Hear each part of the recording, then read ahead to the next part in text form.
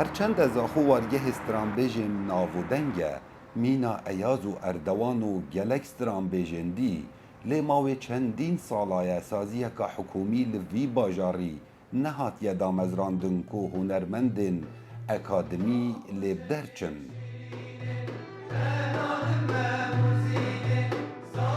پیمانگه که اهلی رابویا به ویکاری و چندین قطابی ورگرتینه که حزا هنری هیا نها هر ای بگوری آرزوی خواه و فرد کن چه موزیک بیت یان ستران.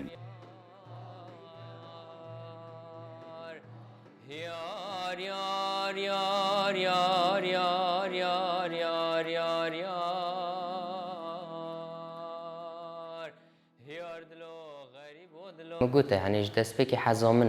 حزامن أوي وش بتشيكو هي خو يعني أسيد جاستران قلتني رابم إيش برهندي جك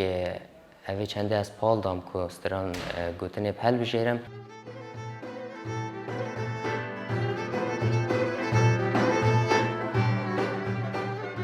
لمخابنی و کماهات ویا پیمانگاه هنر جوان که و چندین ساله کدویا با هوال باجر زاخو نافدار کنی که هنری لی واسطات یا مثلا چال بجنه کوشنیت شیان دابی کو اول 2 ساله که اف پیمانگاه وری وکیلیم و گنجت میت باش لمیت لی مخابنی و که پیمانگاه که اکادمی نبی اوج سر اساسا که باش رابن پرورده کردن که باش اکادمی رابن 2000 سال 2014 باش البرامنه وزارت پرورده رضامندی در بری سر دامزراندن پیمانگاه هنر جوان لی روبری پروردازا خب اگر نبود استاف تدریسی او بریار زوران دو جبهه نکرد چندی جرا ما کوری بریار روشنبیری او حولدان دل قیم مقامی زاخوش بری نوکو دل اداره سر بخویا نوکش مکرین هرچند لوی پیمانگه چندین بشین هنری هنه لی زورتر خویندکار لسر بش استرانگوتن هاتینه دامزراندن اف چنده و دیاریت میجویا خلک زاخو گوتکوندا او خمخورن استرانا کردینه سمی دماد بجن کو زاخو سر خاطره هنر استران دگلگ دولمندش بر هندل بجن زاخو واجر هنرمنده ما حب بشین هنریت هین هنر حب بشاب خوابت گریتتن